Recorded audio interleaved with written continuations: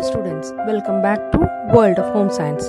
To develop an awareness regarding the importance of food storage, to understand the causes for food spoilage, to become familiar with the different methods of food storage, in this video we will go through food storage part 1 in which we learn about food loss and food spoilage. Myself Vijay Patil, Assistant Professor of Home Science, Government First Grade College, Ankola. Food storage is a traditional domestic skill and is important commercially.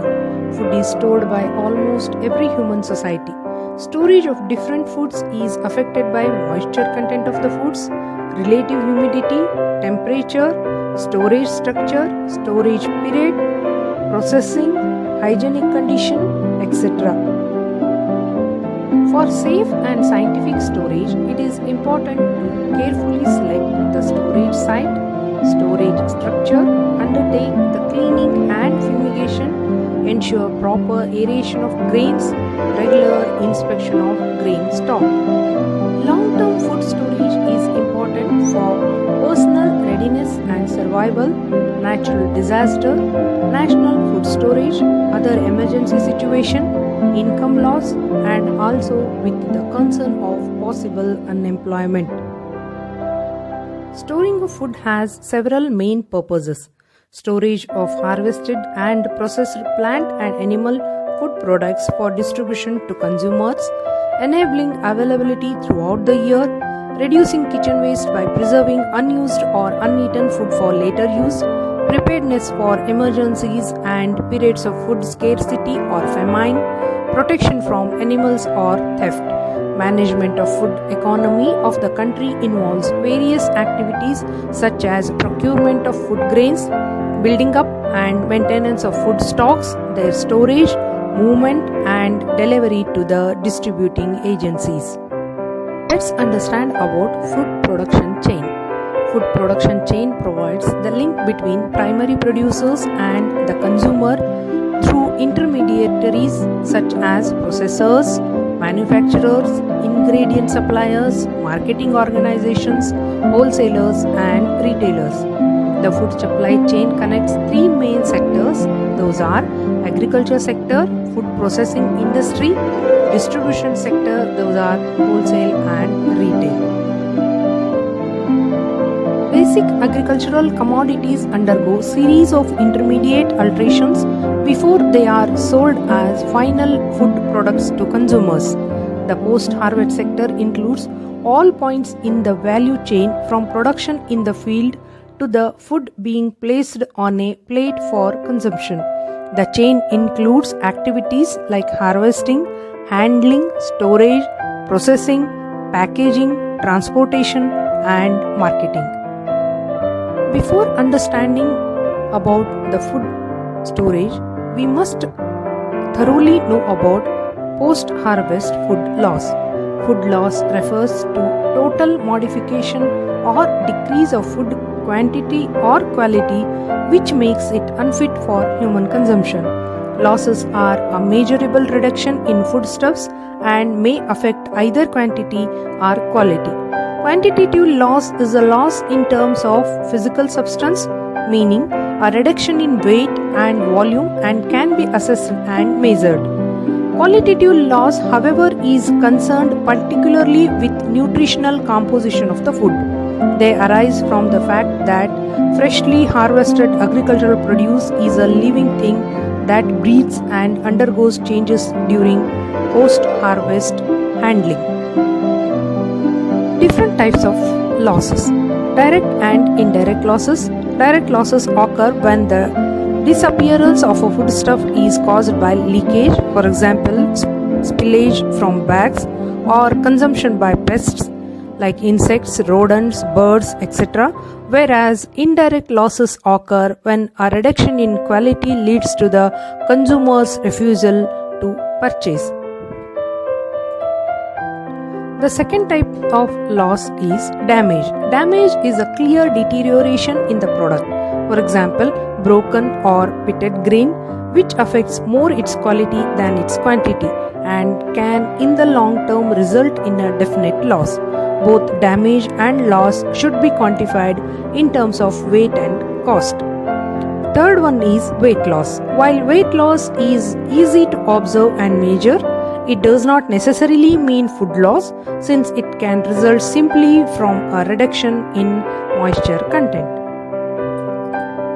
Fourth one is quality loss. Quality criteria cover a wide range and are concerned both with external features, shape and size, and with odor and taste. Fifth one is seed viability loss. Seeds set aside for sowing, like any product used for reproduction, is preserved with great care in order to maintain its full germination potential. The last one is commercial loss. Commercial loss is the translation of the various types of loss listed above into economic and monetary terms. Post-harvest loss reduction technology. There are many ways to reduce post-harvest loss.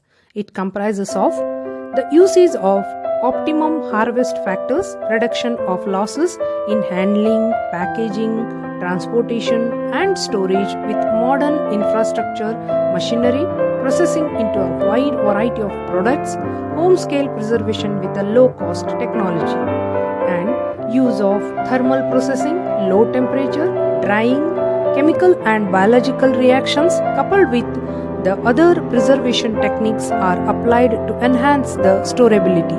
Containers and packaging materials provide portability as well as extend the shelf life. Adoption of these techniques could make available a large quantity of food by avoiding losses and provide better quality food and nutrition, more raw materials for processing, thus ensuring better returns to the farmers. Coming to the food spoilage. Food spoilage can be defined as decomposition or damage causing undesirable change in the food, making food unsuitable for consumption. Such changes can be detected by smell, taste, touch or sight.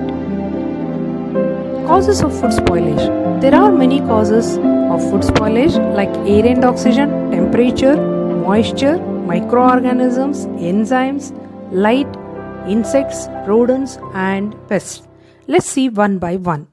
Food spoilage is mainly due to undesirable changes caused by microorganisms, enzymes, chemicals, insects, rodents and climatic variations of temperature and relative humidity. Air and oxygen. One important cause of food spoilage is air and oxygen. It can provide conditions that will enhance the growth of microorganisms and cause damage to foods with the help of enzymes due to oxidation. Oxidation is the main cause of spoilage in fats and fatty foods. Due to oxidation of lipids, the compounds formed have very strong odors, making the foods undesirable and unacceptable. Certain enzymes that are naturally present in food are known as oxidizing enzymes. These enzymes catalyze, that is, speed up chemical reactions between oxygen and food components, leading to food spoilage. Temperature. When the temperatures are not properly controlled, food can spoil. Excessive heat will increase the rate of natural food enzymatic reactions and also reactions of other food constituents, resulting in denaturation of proteins, destruction of vitamins, and loss of moisture. As a result, the color, flavor, and odor of food products changes through physical spoilage. Light. The exposure of foods to light can result in the photodegradation or spoilage, which usually occurs in constituents of food such as pigments, proteins, fats and vitamins, resulting in discoloration, off flavor development and loss of nutrients. Moisture. Water or moisture greatly affects the keeping qualities of food. Microorganisms need water to dissolve the food they use. Water allows the food get into bacterial, yeast and mold cells where it is used for energy and growth. The moisture in the food also functions to allow chemical reactions to occur between components in the product. Moisture can condense on the surface of the product and this can result in many common food defects. The molding of grain, soggy cereals and The caking and the lumping of dry products can result from excessive moisture. Microorganisms, air, soil, sewage, and animal wastes are the general sources of food spoilage microorganisms. Some of the microorganisms that are naturally present on the surface of foods grown in the ground can also cause food spoilage. Some bacteria require oxygen for growth, those are called as aerobes, while others can grow only in the absence of oxygen, which are called as anaerobes.